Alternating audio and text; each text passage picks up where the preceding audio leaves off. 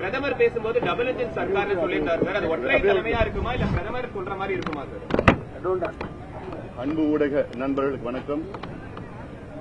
இன்று தமிழ்நாட்டை ஆண்டு கொண்டிருக்கின்ற ஊழல் ஆட்சி, கொடுங்கோல் ஆட்சி, மக்கள் விரோத ஆட்சி, பெண்களுக்கு எதிரான ஒரு ஆட்சி, சாராய ஆட்சி, கஞ்சா ஆட்சி, திமுக ஆட்சி முடிவுக்கு மதுராந்தகத்திலே நல்ல ஒரு பெரிய தொடக்கம்.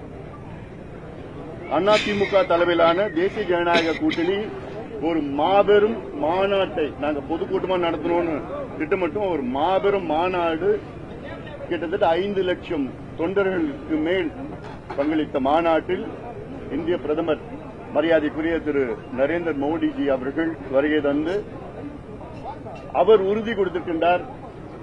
நிச்சயமாக இன்னும் 2 மாதத்திலே தமிழ்நாட்டில் ஆட்சி மாற்றம் அமையும்.